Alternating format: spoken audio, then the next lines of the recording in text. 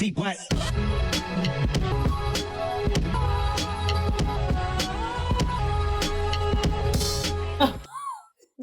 Hello. Hi. Happy Halloween. For those of you who cannot see us, I'm genuinely very apologetic because you are missing out. I know. So we decided to dress up today for the episode because Halloween will be tomorrow. And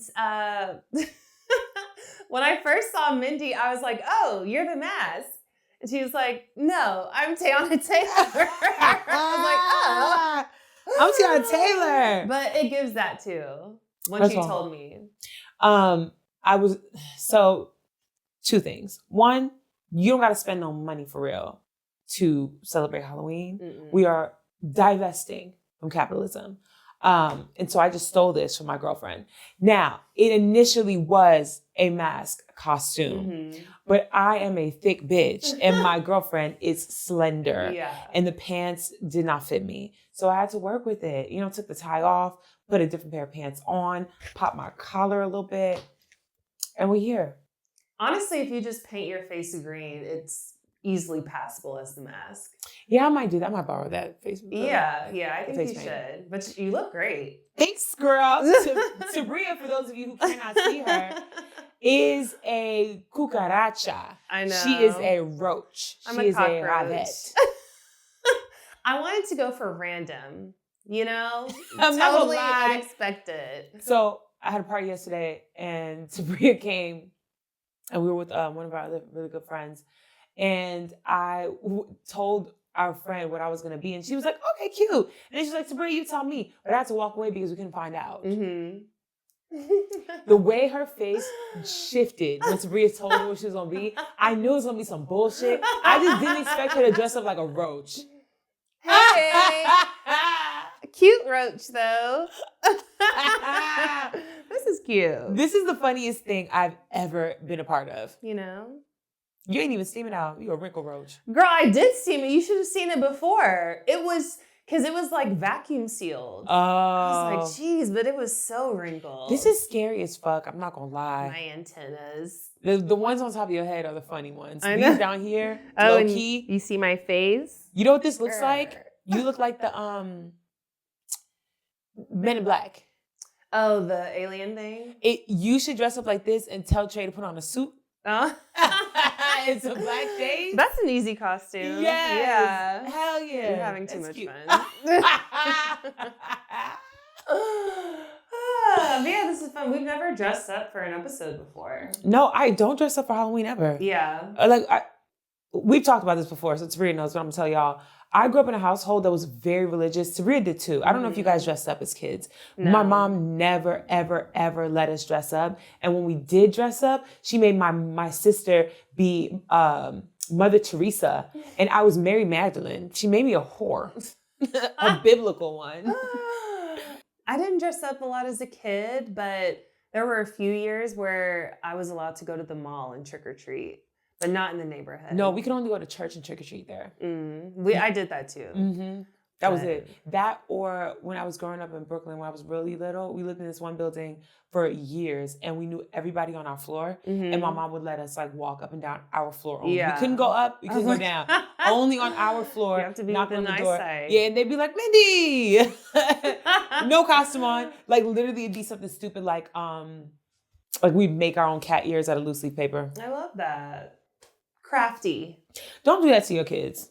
It was nowhere in the Bible did they say dressing up like Batman is fucked up. I know. Halloween, it's really fun. And having a kid makes it more enjoyable too. Yes. Okay. Let's talk about it. Yes. So last year, I unfortunately didn't dress up because I really underestimated how involved my costume would be.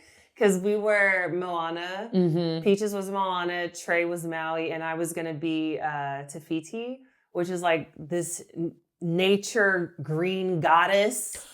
Like, did you choose the hard one, or is there no one else you could have been? I could have been like her mom or something, which would have been easy. But wasn't Trey played her dad? Or no, Trey played the big Maui's burly guy. Yeah, okay. Mm-hmm. But Tafiti is like, if you're going to play another female character from that movie, it would be Tafiti. So that's why it made sense to me. But yeah, I just didn't have time. But this year we're going as Encanto. And she's going to be Bruno because she just loves Bruno. Aww. And then Trey's going to be Luisa, the buff sister, who's strong as hell. And then I'm going to be Mirabelle. But I have to work on Halloween, which is so annoying. So I'm hoping, I do too. Yeah. Mm-hmm. I'm working a half day though. I really hope I get off in time that I make it with some daylight to trick or treat. But me and Jay did a very random, very low lift Halloween photo shoot. Mm-hmm. And Halloween's tomorrow. I feel like I'll probably post it. I don't give a fuck. I'm going to tell y'all now. Okay. So, very low lift. We were Matrix. Oh, okay. I can't wait for you to see cute. these pictures because, like, there are several pictures that are like, okay, eat it up, cunty. Y'all look good. And the rest of them are literally me doing the backwards. Like, oh my God. It's so fucking stupid.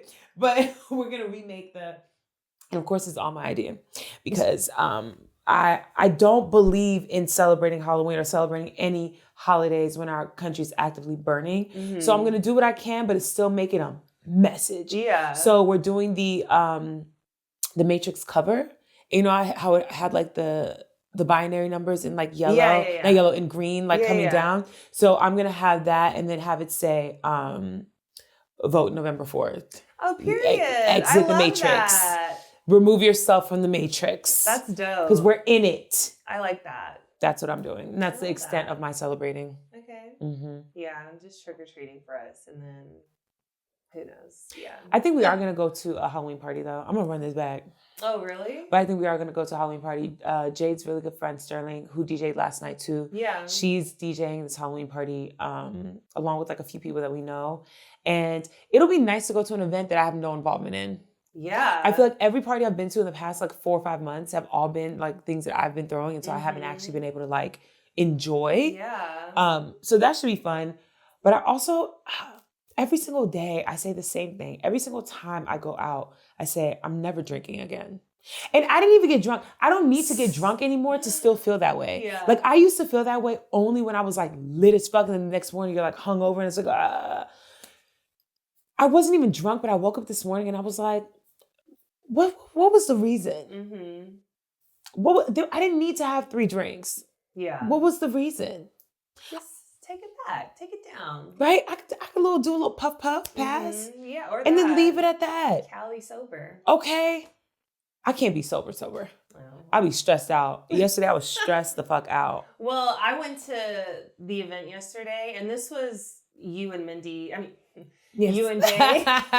You and Jade's have been together. Yeah. I've never been to Jade's karaoke and I haven't been to your party. So 2 for 1. Yeah, it was a good 2 for 1. And it was during the daytime. Yes. Which is what's most important. Yes. For me. First of all, I can't take Tabria seriously with this fucking pop.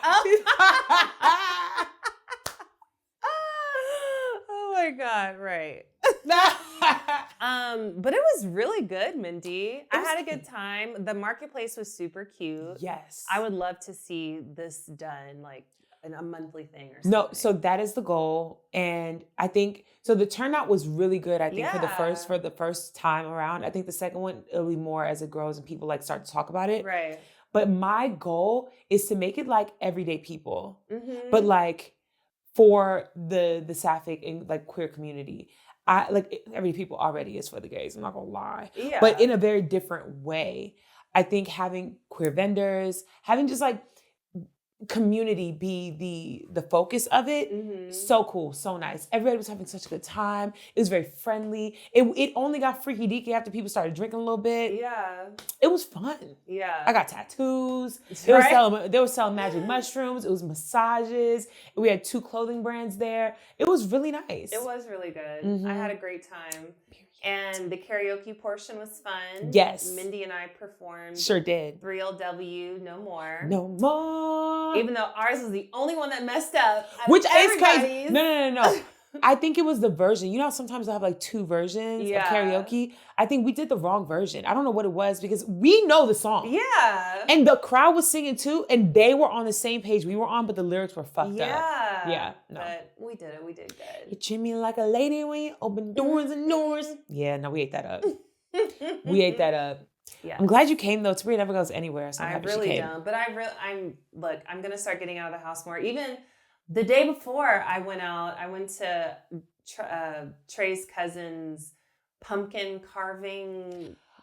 You said the day before I went out, I was expecting you to be like, yeah, we was outside. You said pumpkin carving. Oh my God, it got so crazy. That's outside for me. But it was, I've never carved a pumpkin as an adult. I think I did that as a kid the last time. But it was actually really cute. And it's something she does every year where she gets the family together. They have like a pumpkin carving contest. And it's really like... And that's so wholesome. I know. They're like her in particular, she's very like event driven with the family. So she has like hella just family events. I literally, I nice. respect and I commend people who are like that so much because that's my mom. Mm-hmm. You're the hostess. Exactly. Every single time. Mm-hmm. My mom, it doesn't matter whose birthday it is. If you're related to her, you throwing it at the house and you're not throwing it, she's throwing it. Yeah. My mom had an entire gazebo built out in the back of the house, in the backyard. It's like this big ass tented space so that no matter the weather, she can still have her parties. I love that. That's really cute. She has prayers out there. They'll have Bible study in the gazebo. Do you, girl? Like, I aspire to be that hostess one day. Yes and no. Yes and no. I would love to do that for my friends, but I can't lie. When I think about having children, I'm not going to be that mom who has all the kids come to her house. Are you going to be that? Probably. I don't know. And I hate to be that person, but I was like, if me and Jay got a name for the baby, it's not going to be the baby name for real, but her name is Shanette. If Shanette ever was like, oh, I want to have a birthday party, I'd be like, no, we'll pick your one best friend and we'll go out to eat. We'll go to Disney. We'll do a thing. I don't want to be responsible for everybody, kid. I feel that. It's too much. You'd have to then invite all the other parents to be there if you don't want to be the only parent there. Yeah. And then I got to mix and mingle with y'all and I might not even like y'all for real. It just feels like a lot of pressure. And I think my mom, even though when I was a kid, I really hated the fact that she never let us go to any sleepovers or anything like that. She did her big one. She ate it up. I'm cool. Sleepovers I get, but I think you do have to put your comfort aside when it comes to your children and their friends. Yeah. To an extent, obviously you're not going to befriend asshole parents. Yeah. But what if the parent is an asshole, but Peaches is just like, that is my best friend. I need her around. I mean, if it's truly like a good friend of hers and the assholeness hasn't passed on to the child. Like Matilda. Exactly. Then fine. Could you imagine? I'll deal with it. Peaches coming home with a friend like Matilda. I mean, I would love that. She's so just meek and timid with all her books. Yeah. And she's like, can I make you breakfast? And then I get a call from Danny DeVito and Rhea Perlman. First of all, how do you know her name? I love Matilda. Rhea Perlman's her name? Yeah. I love Matilda too. I don't know the name of the cast and crew. Well, you should get to know Who was them. the first AD? I don't know, Minty. Shut up. But I watch Matilda pretty often. So. No, I do too. I love that movie. Yeah, it's so good. Did you watch the musical? Yes. It wasn't as good. No, but it was good for what it was. Like the choreo was insane. So when I saw the movie, the first thought I had was, if I was a Gen Alpha kid, I would love this. Yeah. Because I would not have known. Yeah, it's your the introduction to it. Cool. It's like Annie. Yeah. Like the Annie that... I didn't watch the old school Annie. Oh, really? I saw like the newer Annie. Oh, yeah. I love that one too. Annie's a good one. That's a good Halloween costume too. So this old ass TikTok that you made, Tabria. Me? Back when we were living in Silver Lake. Well, why are you looking that far back? Back when you were living in Silver Lake. No, because it like, I was going through, because we're going to talk about this, but more people are fake. They found a deepfake account where, they take like your story times, they take your face. So it was me talking about shit that I had never spoken about. And like shit somebody deepfaked you? Yes. Yeah. It's fucking insane. But it's one of those things where I think you have to just accept it as a reality. Where you do. Because what am I going to do about that? Report it. I have. Nothing happens. Literally, we're in it right now. We're in the era of AI and regular content not being indistinguishable. I just saw a video today The ratio was wild. It was like 180 something likes and almost 50,000 comments. It was AI, but it was very convincing. It was a woman saying, I understand why, you know why I don't give a fuck about them canceling SNAP benefits? Because of this. And then it was an AI video that was like a fake stitch of this black couple, ghetto as fuck, in the fucking, like, in a Walmart, talking about, oh, you sent that to me. Yeah. Oh, that's all And AI. I wondered, I was like, why did she because you didn't say anything. Oh, because I wanted to talk about it on the podcast. Yeah. I'm sorry. You sent this with no context.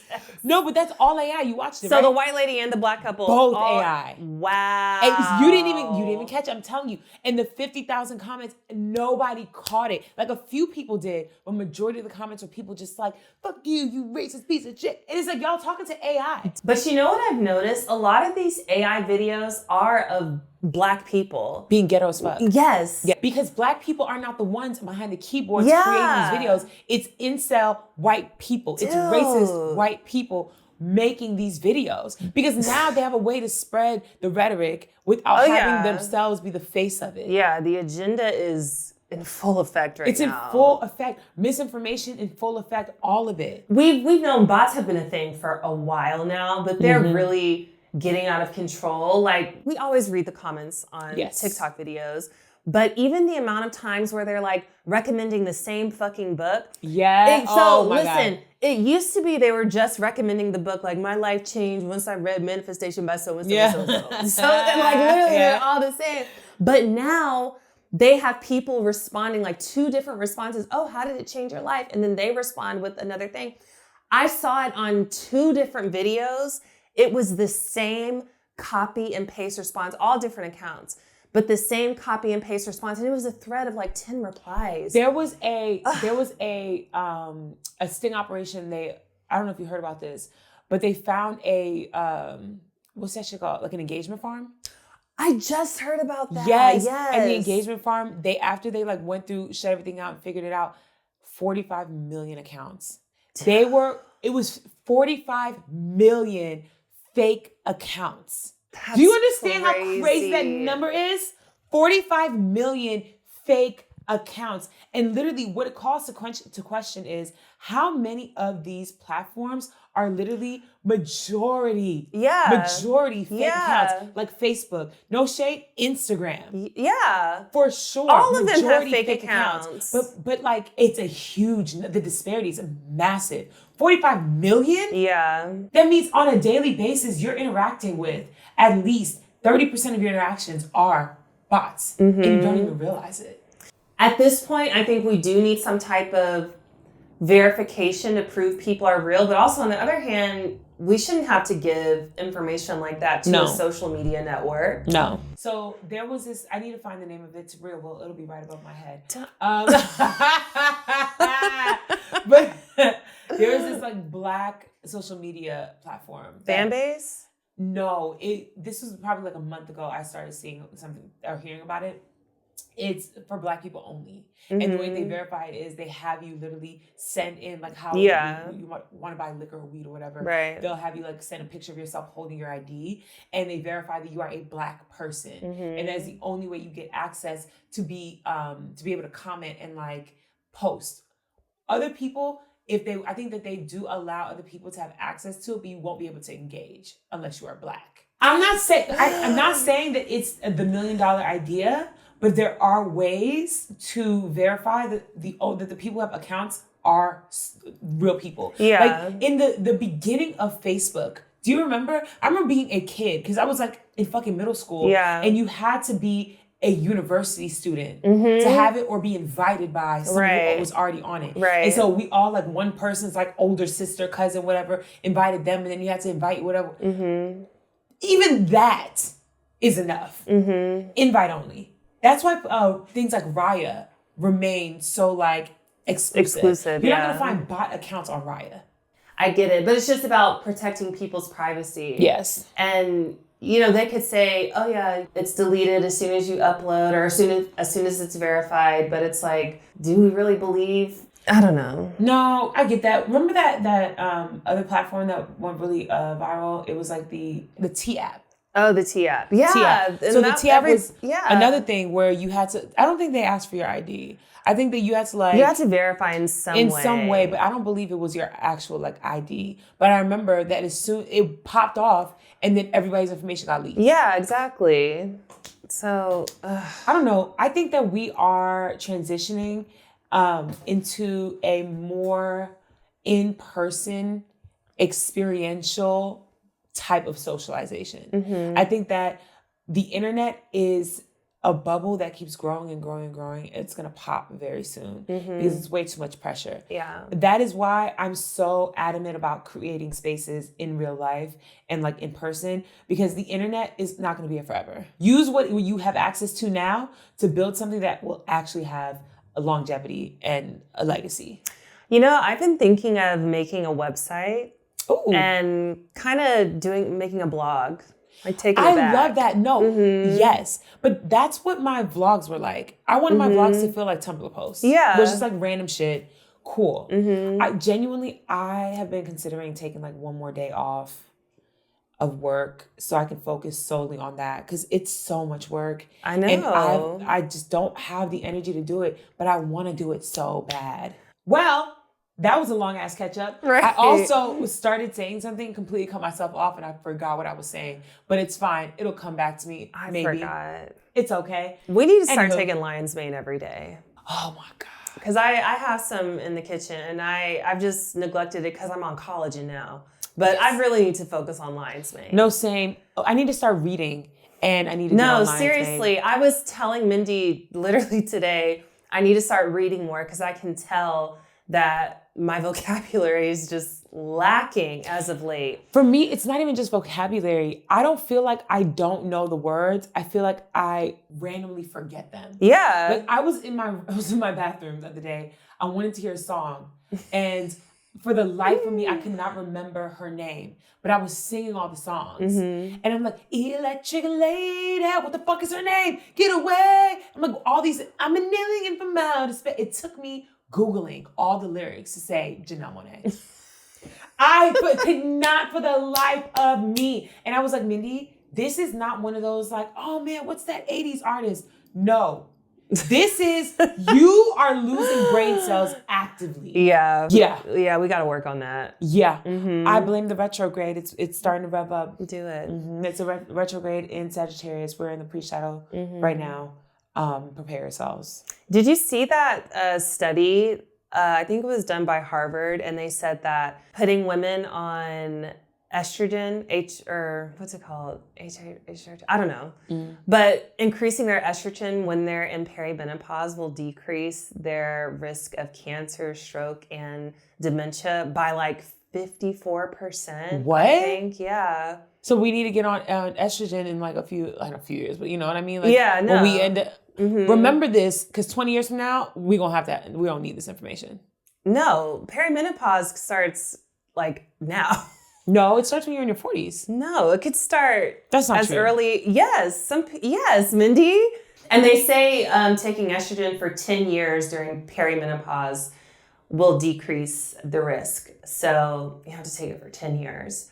Shit. No, perimenopause starts in your 40s and like between the ages of 40 and 40. I'm literally but it can start as early as 35. It could start earlier for some people, just depending on, genetics, I'm sure.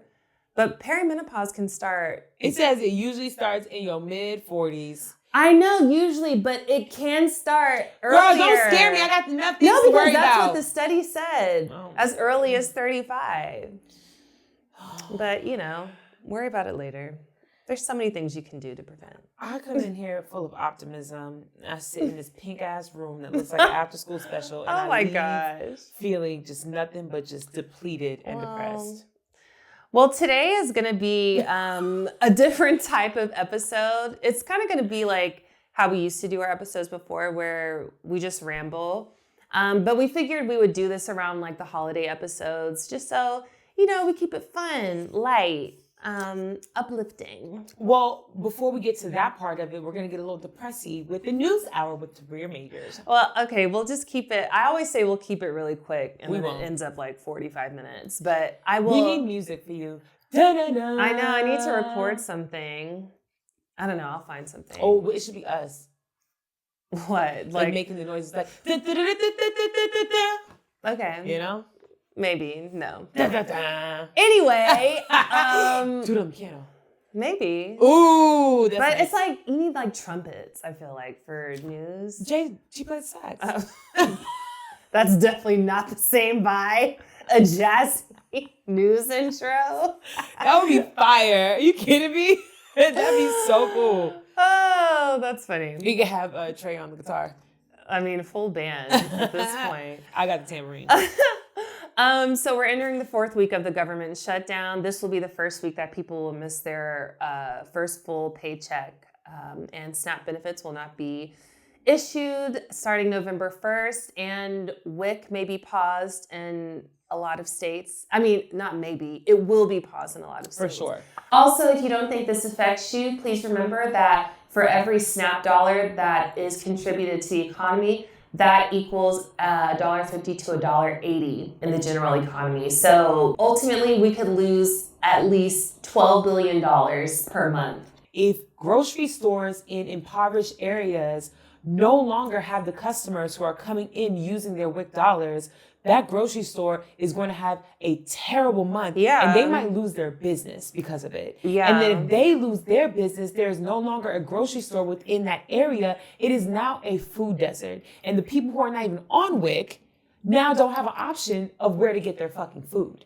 And for everybody else, grocery prices are going to rise. They're going to rise. And they are already expensive as hell. Oh my God. Child. No. I saw this TikTok and this guy, and this is not even just groceries. He was like, if you don't think that inflation is real, check this out. He has the Taco Bell app. Oh, I saw that. Okay. Mm-hmm. And he showed that in the span of the last 3 years, he orders the exact same thing every single time. His same order in 2023 was $6 and some change. It was like the cravings box or something like that. And then the next year it went up to like $9. Now it's like $11. That's crazy. For some Taco Bell? Nearly How double. is Taco Bell the same price point as Chipotle?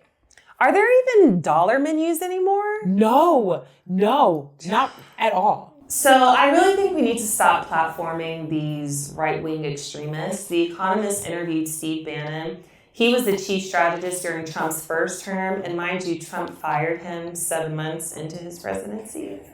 But anyway, he's saying now that Trump will definitely run, and he's pretty confident that he will be president in 2028 for a third term, even though according to our Constitution, that should not happen. You've seen all those videos about people talking about how the White House ballroom construction, the prices are just ridiculous and make no sense. I read this thing, and then I'm going to tell you the conspiracy theory I believe.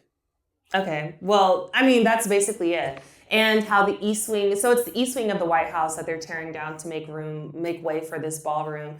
And that housed the office of the First Lady and her staff. So I had no idea. Mm-hmm. And literally just tearing down everything that the First Lady represents, First Ladies have represented, and all the work that they do. Yes, the Hall of the First Ladies with all their portraits, gone. Also, not only does the East Wing house the First Lady, her offices and everything, it also is the entry point and the only area where visitors could come. Oh, so really? Now regular people can't go to the White House at all. Oh, wow. At all. There's no visitor center. There are no tours, nothing.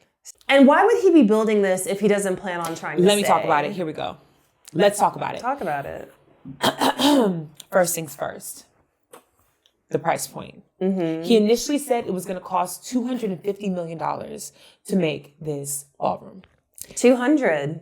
It was initially 200. Yeah, it was initially 200, then it went up to 250, right? And now it's at 300. Mm-hmm. Mind you, Trump is also suing himself, suing the United States of America. And guess how much he's suing for? How much? $250 million. Oh my God. And guess who ultimately makes the decision of whether he gets payment or not? He does. Or if it's the Attorney General. It's basically like these things the Supreme Court, but he could always overrule them and be like, no, actually I deserve this money. Mm-hmm. And get it anyway. right? He said, we're not paying for it. Like, the U.S. government's not paying for the ballroom. It's donors, and like, he's funding it and all these things. Yeah, with our money still. Because you're suing the fucking United States for defamation and some other bullshit. You are the highest in this nation, and you are suing this nation to pocket money from the taxpayers' dollars. 2, do you know what resides underneath the East Wing? No. That is where the emergency bunker is. A lot of conspiracy theories, because not only is it the underground bunker that's there, it's also, they're trying to build this thing, which I know I'm not going to use the right language to describe it, but Tabria will insert all the information up here.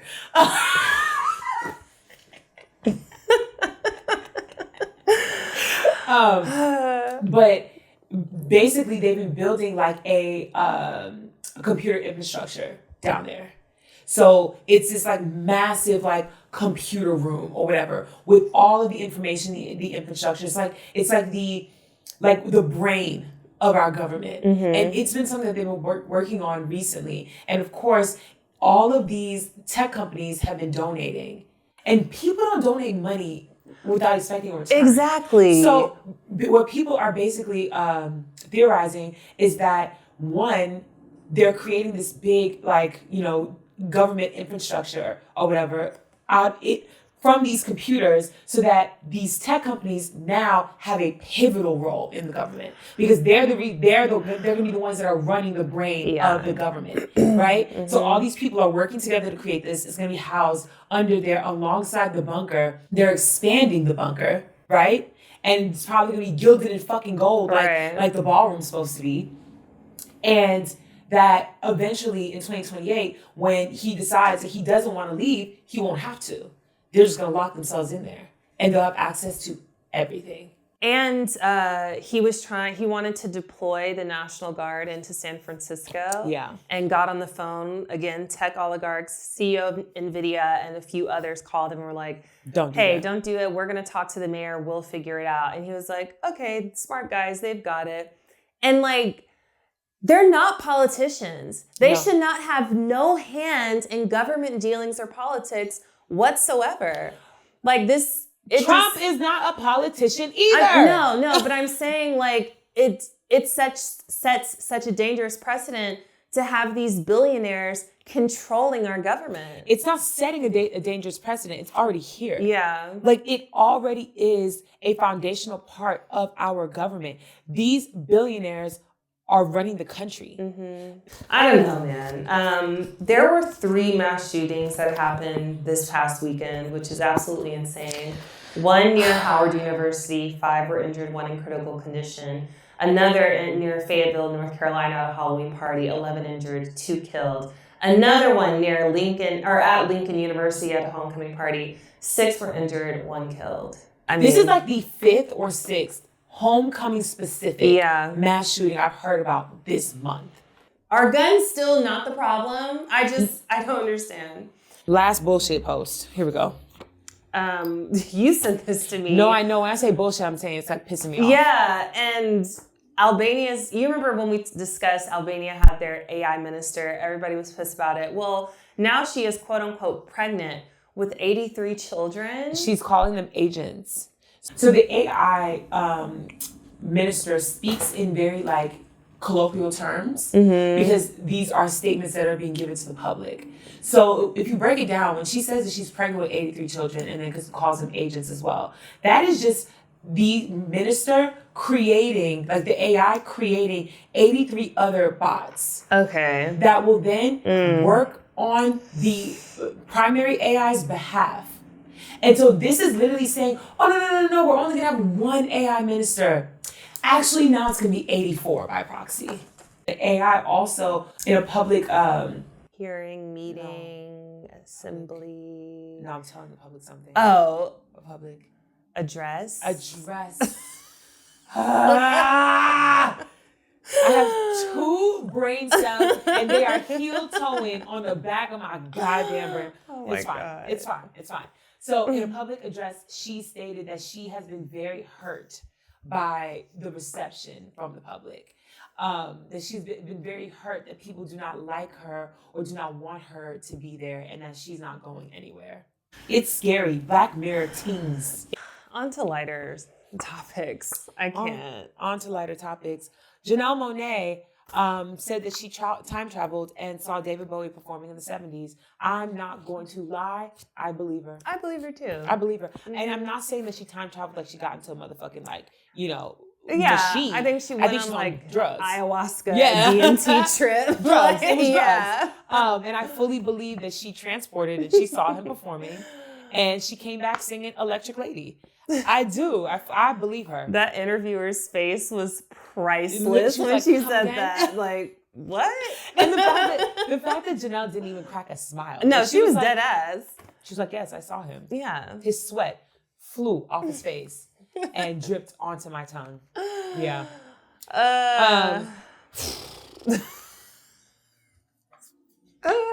Meg Thee Stallion dropped the song Lover Girl, and it's receiving a lot of critiques. Mm-hmm. She dropped the video as well as the song. Now, I will say, one, because we're going to start with the good and then talk about the rest. Yeah. She looks fantastic.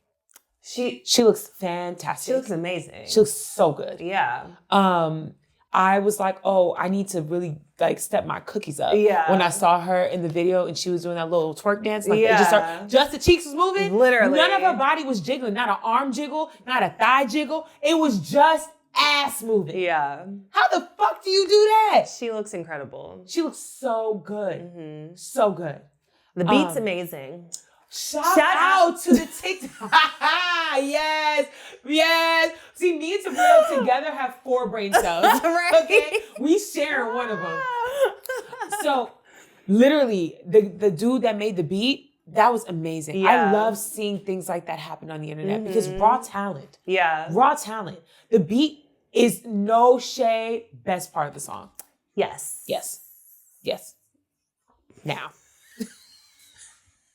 Now, based off of the snippet and what little I knew about like the song title, I fully assumed it was going to be a simp-tastic song. I thought it was going to be an ode to her man and to the fact that she finally found, the love of her life and that she's so happy about it and how they are intimate and love each other and take care of each other. And instead, I got pop that pussy for that nigga. Pop that pussy for that nigga. Look, I'm getting older and I have just quite frankly outgrown a lot of rap. Men and women. That has nothing to do with it. Okay. I'm prefacing that by saying this. Yeah, not her best work. I was expecting something a little, like you said, a little more like softer. I genuinely thought it was going to be a love song. Yeah. I did. Yeah. And it's too vulgar. It's too vulgar for me. And I don't want to like fall into like the alt-right agenda of conservatism and things like that. You gonna start telling us Sexy Red a CIA operative? No, but that's not what it is. Just genuinely, it was too much for me. And I really think that she needs to, I don't want to, yes, I do want to say a rebrand, but she just focuses so much on her sex appeal. I hate to say this, but I just don't take her as seriously. Because it's like, it's always sex first, body first, my pussy first. But I will say this. She does do other things. Listen. She had that one song about bad bitches have bad days too. Yes. Okay. Cobra. It was where she was expressing like her depression and things like that. Yes. My thing is, the video, it was too much body for a song like that where you're being super vulnerable. And even when she said, this pussy depressed, I was like, why'd you have to frame it like that? Why is your, okay, but the thing is, I'm going to play devil's advocate and I'm going to say that if you are just a sexual person, that's just who you are. You know what I mean? Like, I'm not going to take that from someone because that has been the one thing that's been consistent. It has been. So it's just a part of who you are. She was very, very freaked out from the beginning. Yeah. Very, very freaked out at the end. And that's cool. I love Big Ol' Freak. I love Big Ol' Freak. I genuinely, I understand. I think that it's just, what you said earlier about you don't have to include aspects of that in every song, I agree with that. If the song is about depression, we don't got to talk about this pussy depressed. But I will say that line is a bar. I thought that was hilarious. This pussy depressed, yeah, it do be depressed sometimes. I will say, I think that there's a lack of growth. And growth in the artistry. Because I think that this song was a great opportunity to pop out with something different that still really hit. And I think that what happened was she just played the same old cards. And your audience has evolved. I think what's happening right now, and the reason why people hate new music is JT dropped a snippet of her new song too. And people are very polarized about it. When niggas are hungry and broke, nobody gives a fuck about how good your pussy is. Nobody gives a fuck about how fat your ass is, about how niggas love you. Nobody gives a fuck. And that's my thing. No mainstream artists. I don't want to say that. That's not majority. But majority of them, their music never reflects the time. Yes. But the thing is, the people who do make music that reflects the time, those are the songs that end up becoming staples. The only reason why we all know what's going on is because Marvin Gaye looked around and said, what the fuck is going on? And put that shit out. The reason why we have I'm Black and I'm Proud is because some shit was going down and people took notice. The reason why we have Unity, all these songs that stood the test of time, I don't think people are trying to make legacy music anymore. No. I don't think people are trying to make songs that genuinely are massive hits, aside from the fact that they are viral sound bites. But even still, they probably think it won't be a massive hit, which even still fine. But there needs to be some artistry to it. There needs to be a reason you're doing this just outside of wanting to make money and that fame. Part. You know? I think a lot of artists are uninspired. Yeah. I think that you can tell who is inspired. Lizzo has been hella inspired this year. Lizzo. I haven't really listened. I mean, her mixtape was fire. That's what I mean. Okay. For the mixtape, Lizzo was hella inspired, and you could tell because there was an energy behind it. She was talking about real stuff. No, I just mean inspiration. Period. I was wait a minute. No, I just mean inspiration. Period. Okay. Because yes, she was doing music that the songs are very shake that ass, whatever. But it was good. This has been one of the only years that I can think of in the recent past where we have not had a song of the summer. What is it? What was it? Jet 2 Holiday? Literally. We have not had a song that we all agree was it. I think so many people are uninspired. And the few that are inspired, like the Doechis. I know I'm forgetting quite a few people, but I can't think of them off the top of my head. Who else is really making a fucking splash this year? I love the artist Olivia Dean. Her album is so good. Yes. Ray, I love her. Ray, the R&B girls and boys are killing it. K1 eating it up. Killing it. Eating it up. Killing it. Destin Conrad eating it up. Yes. Leon Thomas eating it up. That's and even though hip-hop. It's hip-hop specifically. And I think I also hold hip-hop in a higher regard because those people are just talking about being in love, which is great. I love a little love joint. But with hip-hop, that was a way that we really spread the message. And, we talked about things that were, not we, but they. The thing is, USA is the real shit. It is hitting. You just like a roach. Should I take my hood off? Would that make it better? No, keep it on. It's just, I'm yes, and then your antennas keep moving. Oh, shit. I'm sorry, girl. They literally keep happening. You can't see it. Proceed. I'm just saying, I miss when music had a message. Devil's advocate again. When we were coming up, our music was shitty too. It had a message. Some of it did, not all of it.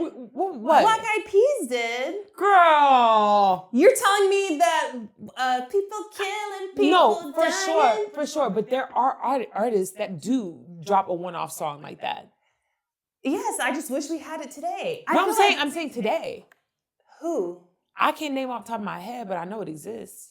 I'm trying to think outside of the typical like Beyonce, Kendrick, like mega artists like that. And granted, we're not listening to everybody's discography, so I'm sure we are leaving a lot of people out. out. I hope we're leaving a lot of people out. Yeah. Please let us know. I would love to listen and support artists like that. I'm really trying to think, and all I can hear in my head is, I need $1, $1, that's what I need. Hey, hey. Because that counts. Today, first of all, that counts. Today, bring that shit back. Yeah, we all need $1. We all need $1. But at the end of the day, it's the consumer's fault as well. We're just as culpable because we're the ones that make it popular. There are tons of rap artists who, speak about real shit, but we don't uplift them. The thing is, I know I'm forgetting people because I listen to a lot of music and I listen to a lot of artists who do talk about real shit. They're just not mainstream. Yeah. So I want to name people, but I know you and the audience are gonna be like, who? Yeah. And so it's like you gotta look for it. It's like back in the day where you had your options, like you had your Talib Kweli's, or you could listen to your Jay-Z. Yeah. So you had your choice. They're there. They're just not big. So it's like you choose what you consume and how you consume it. And if you're frustrated with what's happening and what you're hearing out in mainstream media, find a different option. There's plenty of artists out here. Yeah. For sure. But circling back to Meg, love her down. Want better for her, and I really, really hope that the reaction to this song creates a change. And I feel like the easy answer is, damn, we need to put a traditional ass shaking song out, and then that'll be the route. But I really want her to be like, okay, no. Let's listen to the critiques and let's really try to up the ante. Because it wasn't just the content of the song. I think the flow clashed with the beat. I think it was way too slow. Her cadence was way too slow. I was really shocked so Captain Hook is one of my favorite songs from her. Same. I love the video. Yes. Like she's shaking ass, but she had cornrows. She's in the studio. It's one location, one look. And it's literally one of my favorite songs and videos from her. And she switches up like the sound of her voice. She switches up her flow a lot in that song. I was at least expecting like that, something like that. Yeah. No, based off the soundbite alone that I heard, I thought it was going to be an upbeat song. And it just wasn't upbeat. And I was really confused by that. I don't know. Checks and balances. And balances. And who are we? Checks and listen, but and everything we say is opinion and alleged only. Literally. All right. In white people news. So I've been to Disneyland like 2 times, but every time I've gone, I've been dying to see this character. She's the evil queen from Snow White, and she just be reading people for filth. IRL? Yes. Like somebody said, evil queen, they told me I'm the fairest of them all. And she looked at him up and down, was like, they lied. She like gives it to them, and she's fabulous with her reads. Wait, did she read the children? Everybody. The children too? She won't call the children ugly. It'll just be like the adults, but she'll just be like peasant, but of course, so funny. Typical Karens complaining to the staff that, she called my grandpa ugly, and she's calling us peasants. Just these ridiculous complaints. And now they fired her, and she can only come around for Halloween. She was like, I literally went just to see her, and I've missed her both times, and they've let her go. Damn. I know. It's so annoying. That really sucks. It does. But hopefully this Halloween, when they see the influx of people that are coming just to see her, they understand the demand and bring her back around. I hope so too. Because fuck them people. She's amazing. There's this white person I never heard of. Her name is Halle Batchelder. I've never heard of this person. But whatever. She's an influencer and host of the Extra Dirty podcast. But the reason I wanted to bring her up is because on one of her latest episodes, she said that we are in a condom epidemic. And she was wait, what? She said we're in a condom epidemic, and the last 2 guys that she slept with wanted to use a condom, and she was like, it gave her the ick. You're joking. No. You're joking. And I'm like, I thought the epidemic was the niggas who don't want to use the condoms. No. She was saying she doesn't use condoms. And she's just expressing that to her huge audience. And I'm like, girl, can we get a fucking grip, please? What? Wait. No, I'm having a hard time processing this. You thought I meant she's... That's so I'm funny. having a hard time processing this. Yes. She was like, we're using condoms too much. You know what this is? I bet you she is peak Gen Z, really young, was not around when you had all those episodes from the old TV shows aired where it was talking about HIV and AIDS prevention, and they were doubling, tripling down. I remember being in school and them giving, like having in the office saying, you can come in judgment free, they'll give you condoms. Yeah. I remember every episode being like, don't forget, practice safe sex, call this number if you need some assistance. Like, y'all are not afraid of the big acronyms anymore. Y'all not afraid of the 3-letter words. That's insane. Yeah. And fuck it just being HIV and AIDS. Y'all, STDs are still here. Yes. They never went nowhere. They never went nowhere. Y'all still being nasty and dirty. And I never thought about the lack of sexual education or sexual awareness until just now, because I remember even just seeing like HIV commercials all the time, all the syphilis billboards that we used to have. We still have syphilis billboards and like super gonorrhea ones. Okay. But they be high in the buildings. The hoes got their eyes on the ground. Who gonna see that? Who's gonna see that? But I mean, I wouldn't be surprised if there's like some agenda to not display, you know, that type of rhetoric anymore. Christian conservatism. Yeah. It's always the root. No, or they want you to be fucking because of our low declining birth rate. They want you to have unprotected sex. Oh, what if she's an operative and they paid her to say that? And they were honestly. like, please tell them to stop using condoms. Make it cool to not use condoms so y'all get pregnant more easily. Y'all, please, if anything, just to piss the white man off, wrap it up. No, for real. Please. Condoms Please. aren't corny. Please. That's fucking insane. Like, I know. short wired a little bit. Because what do you mean? Like, that's a fundamental part of my childhood. Yes. Like, literally, everybody was talking about it. That's crazy. Crazy. That's crazy as fuck. Okay. All right. This was something random that I came across. I don't know for real, but the Counter-Strike market, if you don't know what that is, I don't really know what it is. But it's kind it's kind of like the stock market for video games. And you can trade like That's weird. it's called skins, knives, like it's Oh, all in, okay. like, video games and shit. But Yeah. anyway, like you can trade real cash for this stuff. Kind of like NFTs. It's not an NFT, but it's along those lines, right? You place the value on it. And you Exactly. So Valve is like this big video game company, and they made some type of update where they made this like these really rare skins and knives. They decrease their value. Lost billions in market value on this Counter-Strike market. 2 people committed suicide as a result of this because of the amount of money they lost. And I'm Oh my God. Do you remember meme coins? yeah. I think something similar happened to the meme coins, right? A ton of rug pulls happened. Trump Yes. did a rug pull for No, his. for sure. Because I'm like, no shade at all. RIP to the people that passed. Prayers up for them, for their families, for sure. But it is insane how much value and money people will put into these things. Yes. And I understand that they are valuable, but you also have to have a sense of, okay, this is short-lived. This is not going to live forever. Take your shit out of that. Next in the news, Bishop Winans has a church. But he was doing this thing where it was known that this was a Sunday where people turn in their offerings. And the way that he did the offerings is they call them up by the dollar amount that they're donating, which to me, no shade, fucking bananas. Yeah. Fucking bananas. Because if I am, you had a $2,000 category, baby, I'm in the 20. Yeah. 2-0. That's how much I'm giving you. Okay? And you want me to stand up in front of the entire congregation with my check for $10.38? Suck my dick. There's no way. Now, he was doing that, and this woman, and either her grandson or her son, walk up, and she's saying such nice things. She's saying thank you to the church. She's so blessed, and she's happy that she has enough to be able to afford to provide a blessing to the church as well.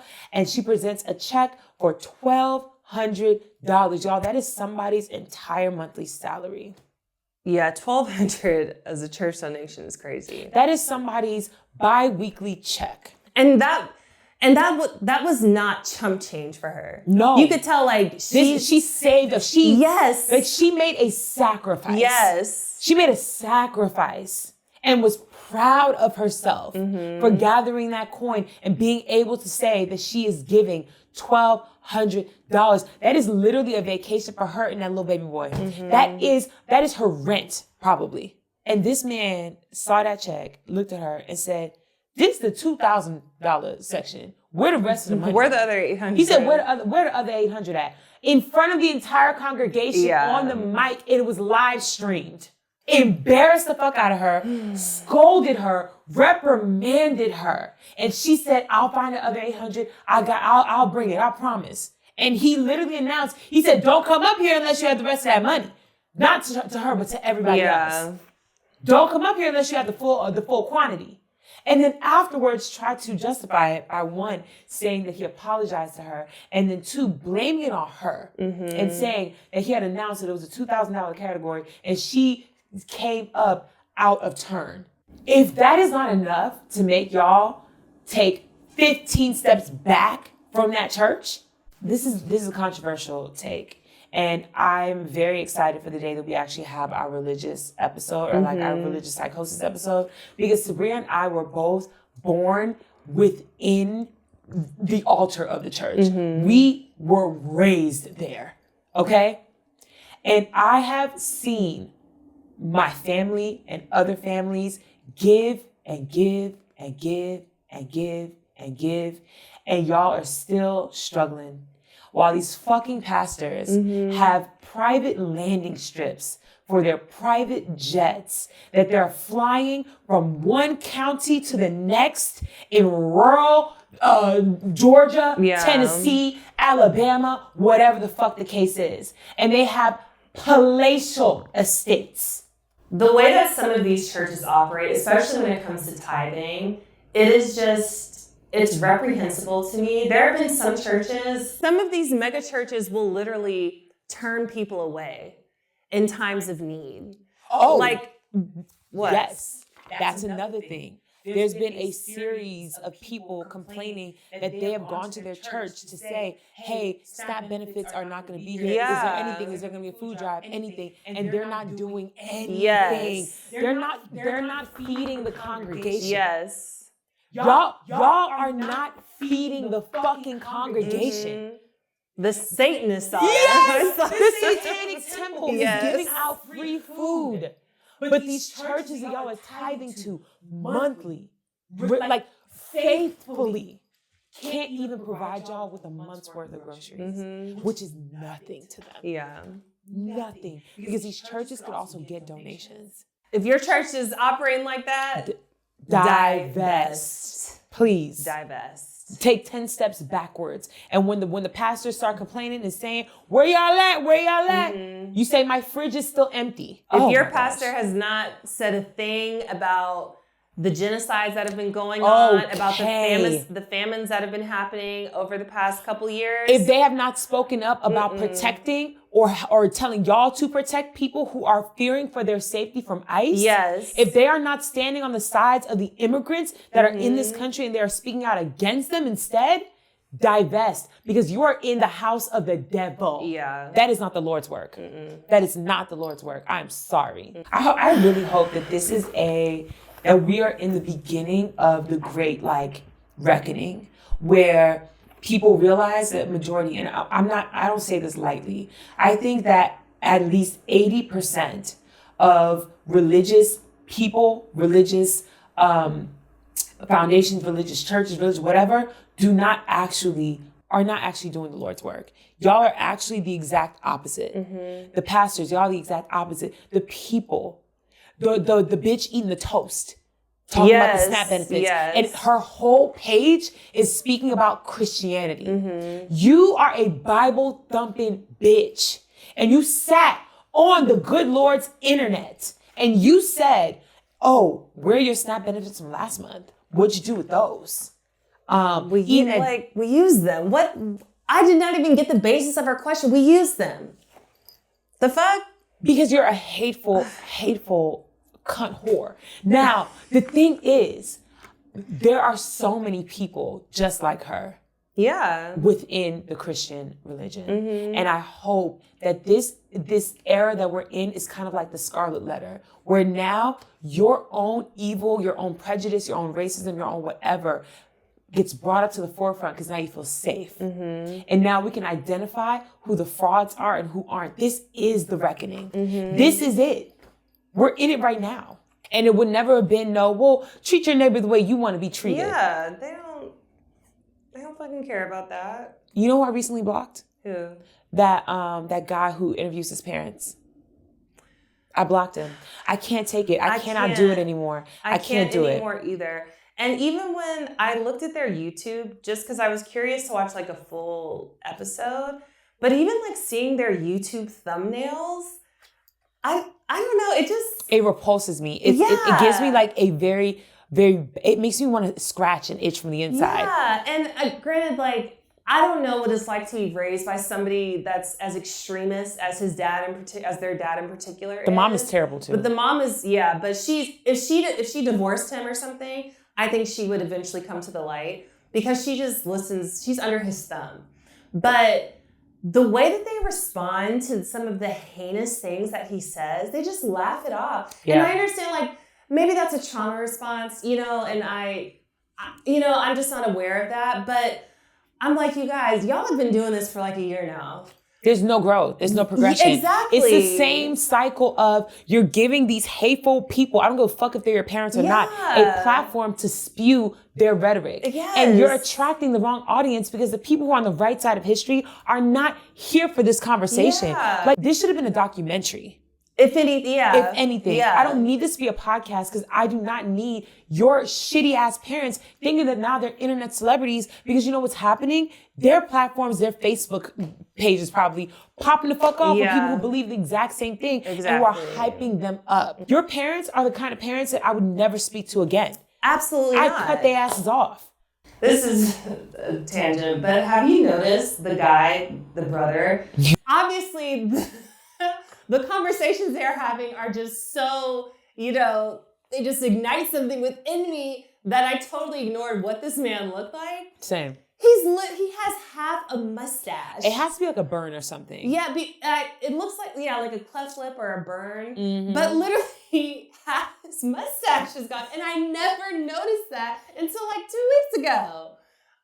Like, that's interesting. We gotta cut this out. We don't want people to think we're making fun of this man's deformity. It's just an observation that I had, but I was like, Tabria sent me the TikTok, and I was like, what is she talking about? And I went back, looked at it, and I literally was like, whoa.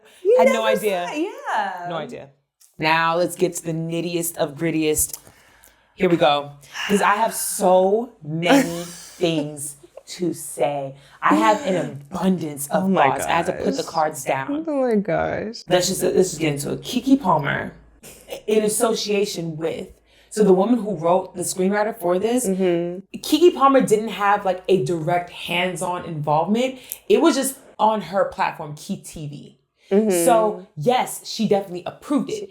Yes, you read the script, you said, I like this, and you said, go for it. Here's the funding, do your thing. The one credit I will give Keke Palmer is that she was not in the room for every day of filming, but you definitely saw the final product. So there's not much leeway I'm going to give you because you still are a fully grown adult with the spirit of a 62-year-old woman. You have wisdom. I don't know if it's fake or not, beyond your years. And the fact, and maybe you've been in the industry for so long that you don't understand how everyday Negroes feel. You know what I mean? Because there's no reality where we are in this timeline. Where we are facing so many types of discrimination, racism. We're losing our rights actively day by day. Okay? HBCUs are losing funding every fucking day. And you thought creating a show called Southern Fried Rice about a Korean, mind you, Korean people don't even eat fried rice. That is a Chinese thing. Yeah. They don't even eat. So you out here fucking, you've got the Asians fucked up. Created a fucking show. I'm gonna stop cussing. Created a show called Southern Fried Rice about a Korean woman who was raised by Black people, not just any kind of Black people. The most stereotypically Black caricatures of Black people. And it's supposed to be a heartfelt story about her going to an HBCU because only culture I know is Black culture. It is Black culture. Stop. No, because hearing the way the Black scent that she puts on is insane. She got these dookie ass bamboo earrings. She don't got no edges, so her whole front hairline is just out in these jerry curls at the front of her fucking face, greasy as hell. Got her out here with a fucking Black scent at an HBCU where her best friend, who mind you in the show is smarter than her, but didn't go to college because she got pregnant. And then in the show, you got her bully as a plus size, dark skinned Black woman who's hating on her for no reason and gets jumped for talking crazy to the Asian girl. There are so many other routes you could have taken. There are so many other stories that needed to have been told. I am not saying that we don't need more stories about Asian people. We do. But there are Asian people who can do that. Yes. You are, as the writer, you are a Black woman trying to tell the story of an Asian woman. That is already a foul move on your side. Yeah. Who told you are qualified to tell the story of an Asian woman? You don't even understand the lens that she would be seeing life through. If you wanted to have a story about diversity that is in the HBCU like world, you could have had a Blasian person who was raised solely by their Asian family be placed in this area. Boom, easy. You could have told the story of a Black student who did who went to school at an Asian university. That could have been a story to tell. You could have easily told the story of, even if you wanted it to be a solely Asian character in it, it could have been a Blasian person with an Asian sister, fully Asian, who both decided to go and the sister went to support her. And now you're telling the story about this Asian person and this Blasian person and them trying to find themselves in this space. I think they even could have kept the same characters, like if they just really needed to. But they have her go to college together, and we have two A characters, and we see their college experience like that. And her having to teach her, like, you can't do that. Yeah. But the fact that y'all literally made it that her family was ghetto as fuck, and that she's ghetto as fuck, and she's showing up on yo, insanity. They found tweets from we need to find her name. Tabria's gonna insert it right above my head. The writer, the creator? Yes, the creator of the show. Oh yeah, she's not even like listening to anybody. No, they found old tweets of hers. She had like an obsession with Asian culture. Like she was like, I can't wait to make some Asian friends. Really need some Asian friends. Like genuinely. Even without that aspect of it, you still smoking dick. Why the fuck would you make this show? Yeah, that makes sense. And why did you think that we as Black people would really fuck with it? Yeah, why would we want that? I will say though, I think that there are a lot of creators, her included, who are trying to figure out their footing after the Instagram 2016 to 2019 era ended. Because that show is in the same box as Blackish and Mixedish. Yeah, like it could have been. It is in the same world, same realm, where there was a point in time where we were glorifying and we were into it. What was that other show? Dear White People? Dear White People, same era. And it was still problematic, but people were way more accepting of those problematic things. Now, we don't have the fucking time. Now, I'm not going to platform someone who is, I'm so close. All I know is Black culture. I'm just as Black as you. I grew up on collard greens and cornbread. Girl. Cornbread and collard greens. I grew up on that. I ain't never had no kimchi. What the fuck is kimchi? I Southern rock. At the end of the day, you didn't even do research on the Asian culture. Literally. Because why the fuck would you call it that? Yeah. Even if you said Southern fried chicken, it would have been fine because Koreans love fried chicken. Korean fried chicken is literally an actual dish. It was right in front of you. It was right there. Korean fried chicken. It could have been anything. Mm-hmm. Kimchi and collard greens. I just said that. I kind of want to watch it for funsies. I mean, I've seen some clips and it is not great. The pacing is weird. The writing is terrible. And then they had Odell's brother. Yes. What's his name again? Cordell. Thank you. Yeah. Cordell. He's in it. That was his acting debut, which I think is a shame because I'm actually a fan of Cordell's, and I feel like he needs another shot in something different. Yeah. I also hated the fact that that was a part of the storyline of like, now the finest nigga on campus is like, you need that.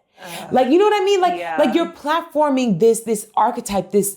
Yeah. Even the way that, because I saw a few clips of it, they would always do slow-mo shots on the black guys, like them like chest out, yes. them. Yeah, and I'm like, this is just, it's weird fetishization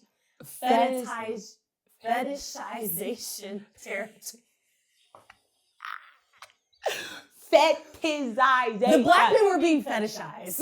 Fetishized. Fetishized. That shouldn't have been that difficult. I'm picking up the book today. Bitch, I am reading everything. Literally. Every sign I pass. Oh. My God. Oh Lord, I'm gonna watch this episode back and I'm not even gonna remember it. I'm gonna be like, what day was this? Oh my God. When did we do that?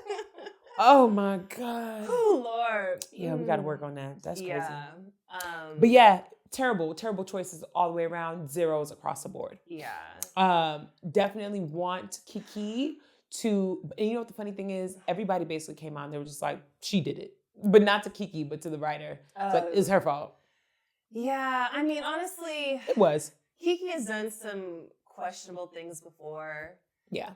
You know, like her support of R. Kelly and having Jonathan Majors on the podcast, there was somebody else that she had on that, like, the episode didn't come out, I think.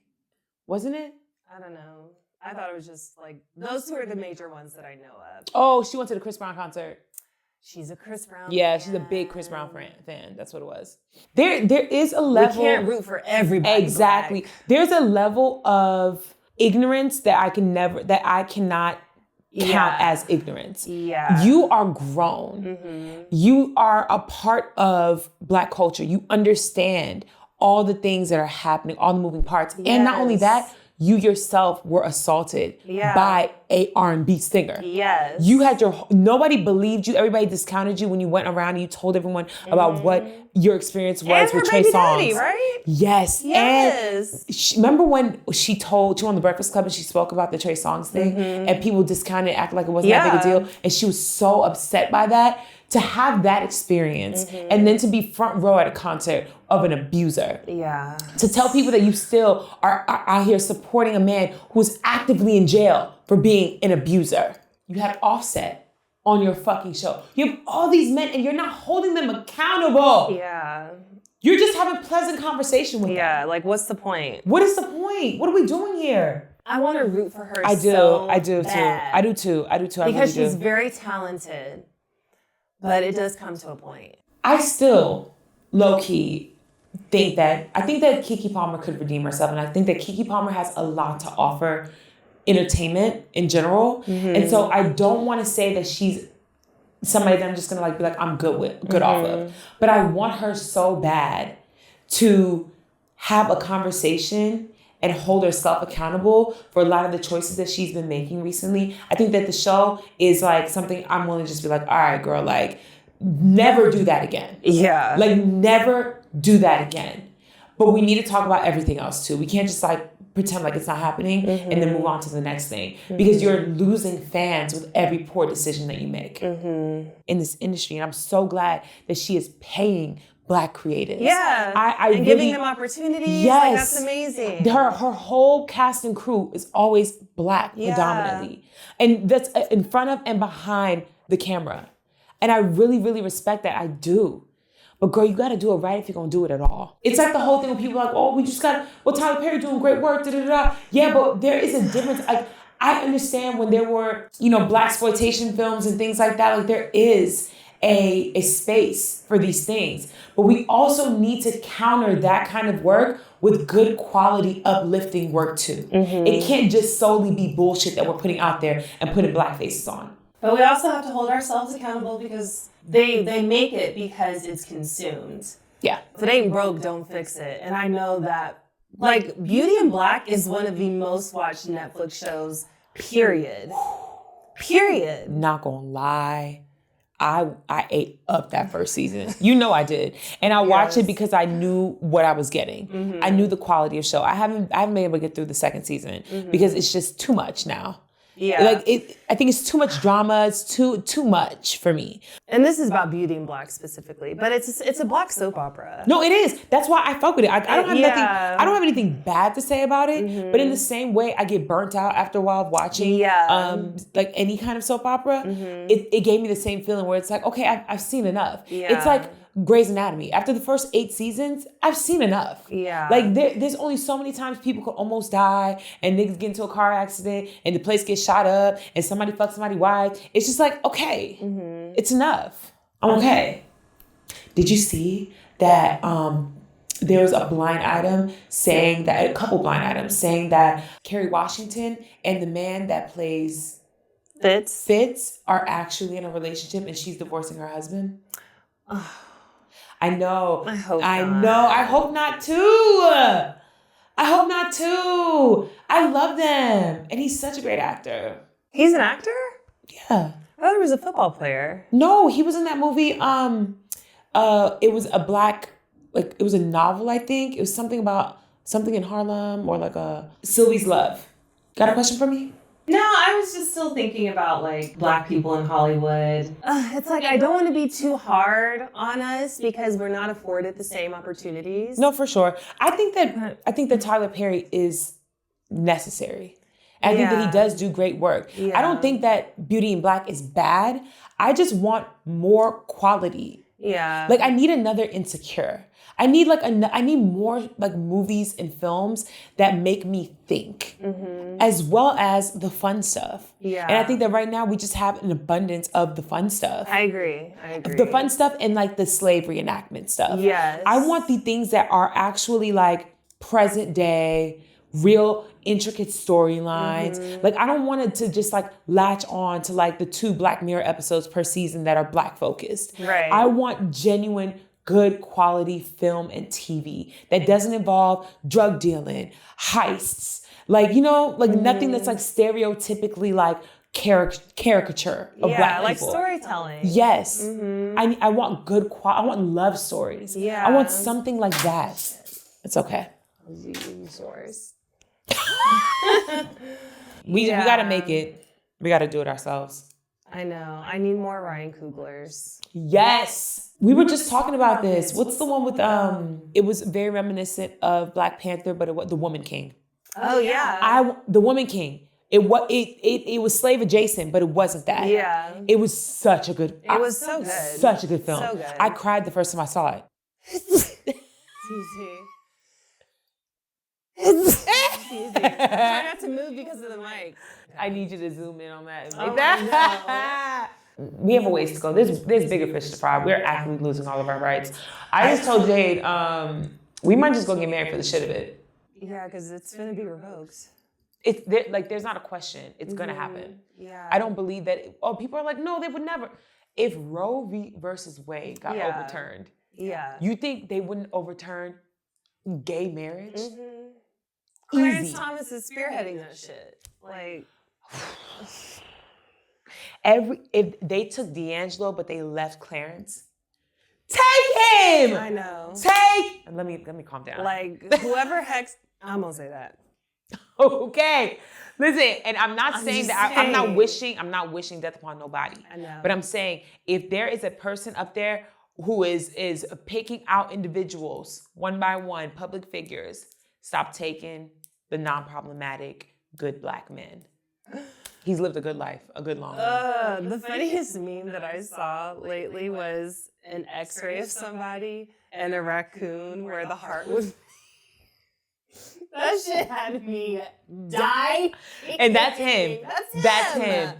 Oh my God, I saw a video of this college town and this guy dressed in full Nazi regalia. Like he was in a full like suit, patch, hat, full. Looked like it was like in a glass container before he broke it out. So like it literally looked like it was preserved. Yeah. He was wearing like a genuine like general's suit, hat, like the stars, the patches and everything. Going into bars, like on a pub crawl for like in a college town, and people are costumed. And literally it took 2 women pushing him out of this bar and telling him to get the fuck out of here. Men were saying nothing, just like filming it. It's always women. Like they were like, you can't do this shit. Get the fuck out of here.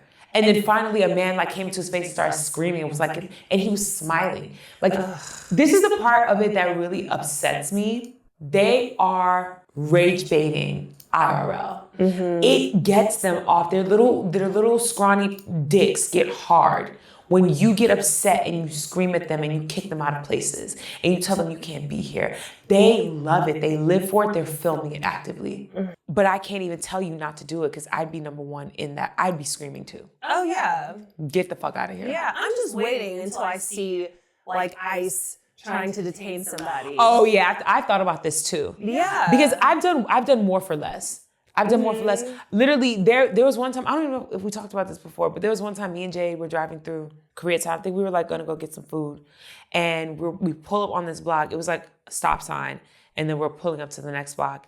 And I saw this couple, and I wanna say they were Korean because we were in Koreatown, but I don't know for specifically, and I don't wanna do that. But they were an Asian couple, and this man was beating the fuck out this bitch. Oh, and yeah, you did tell me, literally was like, Jay looked at me, she was like, okay, I'm gonna pull over. Because I was like, fuck no. And she said, babe, please. I said, I don't give a fuck.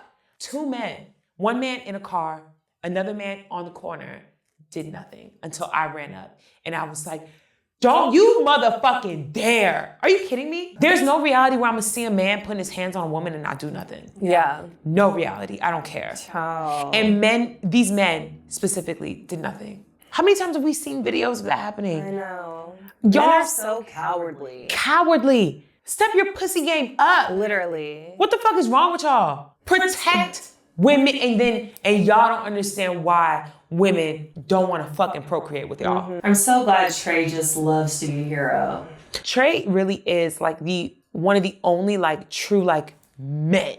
Mm-hmm. Like in terms of like the manly men. Trey literally rescued a girl from a fire. When? Like carried her out when? Style, like 2021. That's crazy. Tabria, stop. I feel like I have like... Tabria needs a fidget spinner. Y'all who are listening and not watching, she's been twisting these pencils and dropped one, picked up another one, dropped it, and now she just scooted her chair to pick up another one. Because when I rewatch the podcast back, I'm constantly like moving. I swear I have RLS, restless leg syndrome. You have ADD. So I need to be fidgeting with something. But it was when he lived in an apartment. Her unit was on fire. That's crazy as fuck. There have been like a few times when we were out where he literally just comes to the fucking rescue. And I'm like, of course he's like, this old man fell on the ground. Immediately. He picked him up, put him inside. We were at the airport. This girl was on one of those wheelchair, not wheelchair, but the scooters. Yes. Like her leg was in a cast. Yes. She lost control. I'm sorry to laugh, but it was just funny. I'm so sorry. I did not laugh in that moment. It was that because she was okay, everything was fine. But she like lost control.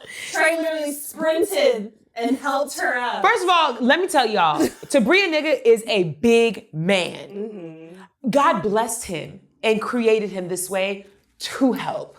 Yeah. And I'm so grateful that he has heard his calling and does that. Mm-hmm. Because at the end of the day, Trey is very masculine and he is a big, burly man, but he's also just a creative, soft individual. He is. Mm-hmm. And I appreciate the fact that even in existing in that way, he still understands.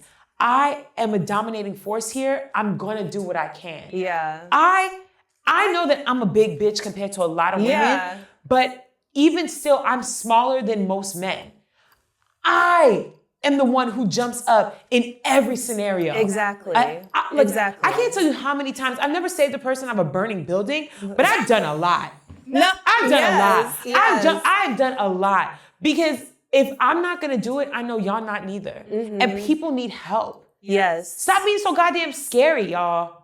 Like, I'm not gonna step and catch a bullet. I'm not gonna do that. Right. But if I see somebody getting picked on, I've literally intervened where shitty high school students were like fucking with an old man. I'm gonna, in the middle, I was in a train station, all these fucking people around. They are literally kicking his cane and doing all kinds of shit. Nobody's saying anything. And I literally was like, I'll beat y'all motherfucking asses. Get the fuck out of here. Typically, people who bully are the easiest to bully because all they understand is violence. Threaten to beat their ass and they'll leave. Yeah. Did you see that video? Last thing we're gonna talk about. It was this week, I believe. It was a father, and he made a TikTok video expressing how disappointed and how upset he was because he's a single father. He has a daughter. For her birthday, all she wanted was a sleepover with her friends. Yeah. Did you see that? Yes. Sleepover with her friends, and none of the parents felt safe leaving their child in the home. Obviously. With him. And he didn't understand why, and he was so pissed. But his feelings were hurt because he was like, how could you just assume that I'm this terrible, terrible individual? And I think the issue is men react to women expressing their cautiousness around them in the same way that white people react to black people and other people expressing the fact that they think that I can't trust that you're not racist. Yeah. If I don't know you that deep, you could have a halo that just floats above your head everywhere you go. And I still wouldn't trust it because a majority of men are not angels. Exactly. Baby. So the same way as a white person, you just have to assume you have to prove to me that you are an ally and that I could trust you because the majority of your people are shitty. Majority of men are shitty. These are young girls sleep in their nightgowns across the hall from you. I'm sorry, as a mother, I would never. Yeah. I would never. I don't care if it was a single mom, two-parent household. It don't matter. I don't care. There's no reality where Peaches or Shanette gonna be like, oh, I'm gonna go to my friend's house. It's just her daddy. Yeah, no. No. I'm of the mind that we're not gonna do sleepovers. No, I'm sorry. Unless it's family. Yeah. Like literally, girl, me and Jay had a whole conversation about this. I was like, Shanette gonna end up being like me, where it's gonna be Peaches and whoever else have kids, that's gonna be the birthday party every year. Like birthday party, everybody invited. Yes. Sleepovers. It's gonna be Peaches. Yeah. And then if somebody else has a kid, if Jess has a kid, if whoever has a kid, cool. Yeah. We're all together. That's gonna be it. Aside from that, no. Well, this was a full episode of us just talking bullshit, and genuinely, I enjoyed it. Do you have a question for me? My question for you is, what song and/or movie would you want to experience for the first time? I'm not gonna lie, because I just had this experience. It wouldn't be a song; it would be an artist in general. Okay. Frank Ocean. I remember when I first started listening to Frank Ocean's music, it was like a moment for me. I was like, oh my God. I think it was the simplicity of the lyrics and just like how everything just like meant something and like it really moved me. Frank Ocean. Nostalgia Ultra, first time again, for sure. That's a good one. God, he's so good! I hate that. I got tickets to see him one time and he canceled the show and never toured since. No, I think we were there, maybe we weren't. I think I was there, Coachella, was it Coachella or Flognaw, where he was supposed to perform and then he didn't. That was Flognaw, because he didn't perform when we went. That was it. That was Flognaw, where he was supposed to perform and he didn't. And then it was Coachella, but it was after his brother passed. Yeah, no, One thing about me is I will never be that fan who's like, just get back in the game. Yeah. If I experienced what he experienced, I'd be gone too. I'd be gone too. You do not own a person or their artistry. And what we have already is enough. It's enough. I run it back all the time. Yeah. What about you? So I'll go with an artist too. If I could experience an artist for the first time, I think it would be The Weeknd. What? Yeah. I like House of Balloons really did. Experiencing that for the first time. Yeah. No, House of Balloons was a lot. Yeah, you're right. Everything. You're right. It was an era. I remember exactly where I was, who I was with, the vibe, the essence, my wardrobe. That's when I was wearing a leather jacket everywhere. Yeah, that's when I had ear gauges. Oh my God, you did. Wait, what was happening? Why are we both in our like bad girl era? I don't know. I was wearing a leather jacket everywhere. I had a friend who would smoke cigarettes and I'd take one puff whenever we go out. I was dating this one guy and he wore a leather jacket everywhere. We would go to like raves and shit and we were in college. It was a whole thing. Like, was it college or high school? The Weeknd was college. Like freshman-ish. Yeah, freshman college. Yeah. Damn. God, those were good times. Yeah. Oh, honestly, let me just experience the 2010s again. I'm not gonna lie, because genuinely, I've been telling all of our business, but me and Jay got high as fuck on shrooms and then literally fully immersed ourselves and we had a twee night. And we listened to nothing but like fun, like fun. The band. Oh, yeah. What's the song? We Are Young. Yeah, We Are Young. Yeah. We were listening to like old Santa Gold records, like fully twee down, dancing. That era, I was in Urban Outfitters. I probably stole at least $20,000 of merchandise. Damn. from Forever 21 and Urban Outfitters combined, I wore moccasins everywhere. Stupid. I didn't have a job. I was out here just going to school. I didn't have a job. Like that era, I was drinking PBRs. I was fully in it. Dude. In it. Solange, are you kidding me? Oh my God. Yeah. Honestly, I'll throw FK Twigs in there too. Yes. Yeah. Yeah. What? I'll say this as a song, but it's also the artist in general, Division. I was gonna say that album again. Girl. The first time I heard Division, I had an out-of-body experience. Girl. Me and Tabria used to sing while we was in the studio with the lights off. Division was everything to us. No, we played it out. Played it out. September 15th was my album of like a few years. Yes. Specifically, yes. The Line, and honestly, that was going to be my song. Yeah. Experience a song for the first time, it would have been The Line. The entire, I can't pick a song. The entirety of the project. So and it's damn good. And it's rare that the entirety of the project is amazing in that way. Like there are a few projects where it's like, okay, yes, like Nostalgia Ultra for sure. Right, yeah. Division for sure. Yes. I know this is like, some people will say yes, some people will say no. Recently, this isn't that recent, but Givion's album, that did that for me. The first one? Yes. Yeah. The first one only. Yeah. Bryson Tiller, that project only. That project changed me. Oh, it was so good. Don't Exchange changed me. Changed me. Yeah, I think the most recent one that I genuinely was like, oh, I'm fully immersed in this is probably Doechie's project. I can't think of anything else. I recognize Doechie's talent in that project was great, but it's not something that I like just fell in love with. It created a world for me. Yeah. She's fabulous though. She's fabulous. Who else? Like there are so many projects that literally like, I remember who I was before and after. Yeah. Yeah. Solange, all of Solange's albums, literally before and after. Before and after. Man, the 2010s were a time. A time. I know the early 2000s music was great. It was more diverse still. But I don't know, like if I got to choose between 90s, 2000s, 2010s. Oh, it's always gonna be 20, because the thing is we came of age then. Yeah, like 90s music is nostalgic for me, but by proxy. Yeah. Because it's nostalgic because I was a child. Yeah. And like I remember hearing it on the radio, but I didn't understand. Like we were listening to fucking like, Missy Elliott and like Genuine and all these things. Right. But we were 8 years old. We were kids. Yeah, like who cares? Like end of high school to just high school in general. I remember being in high school, and when I found Lupe Fiasco, girl, yeah. Kick push. What? Got a skateboard to What? know how to do NERD? anything. Yeah. NERD?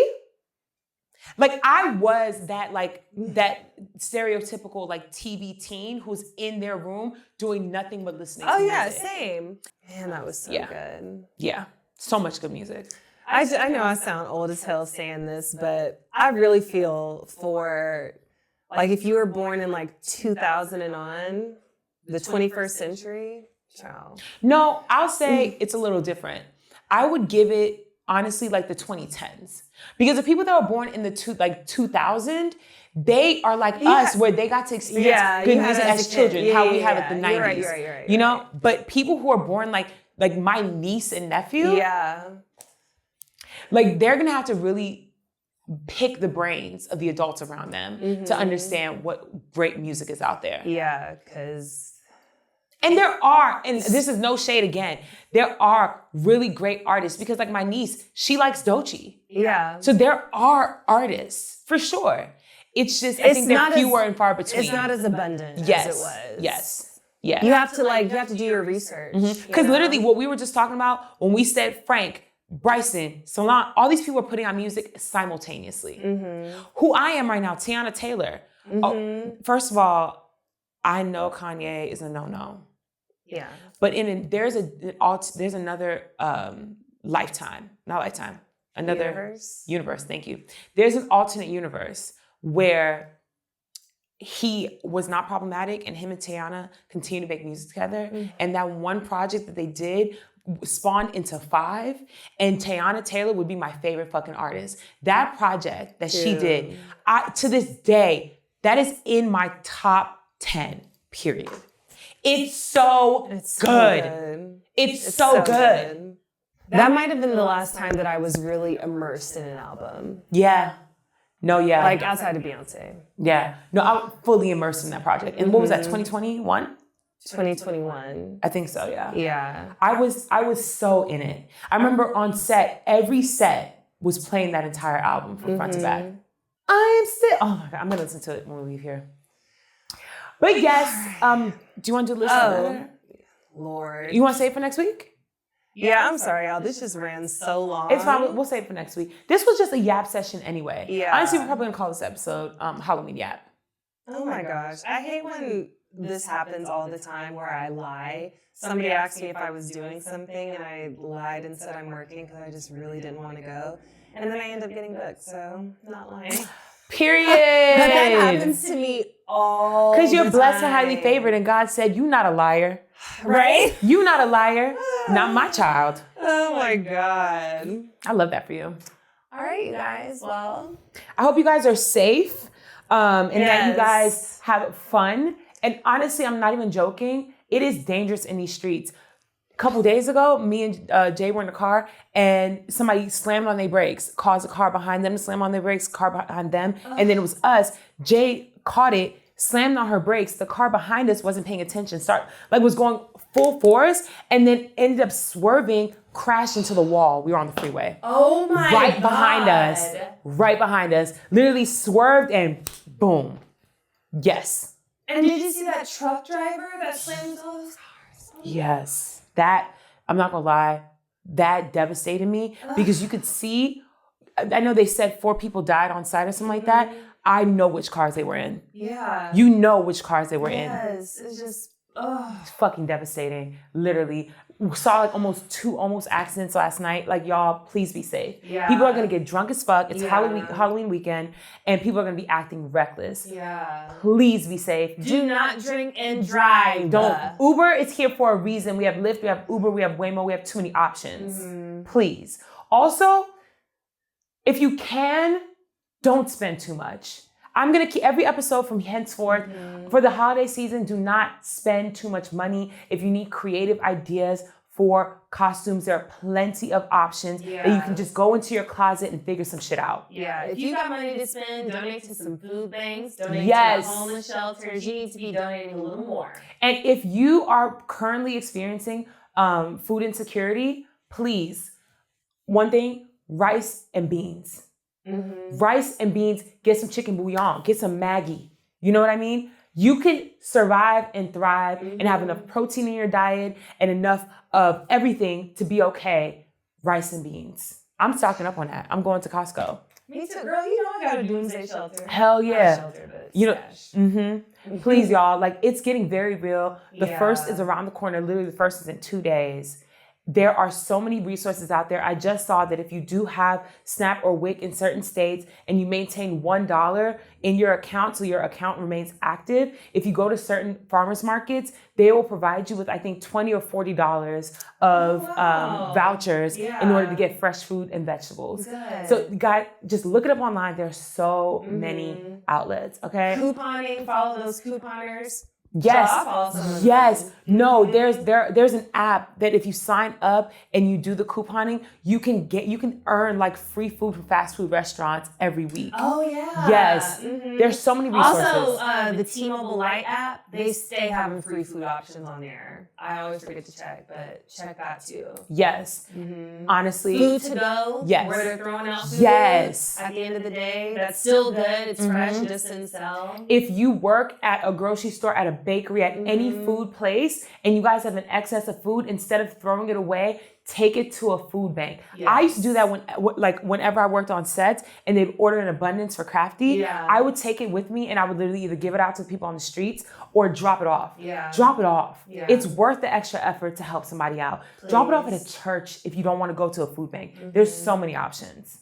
We gotta be here for each other. We do. Guys. We do. Community first. Yes. Well, it's been real. It's been fun. It's been real fun and spooky.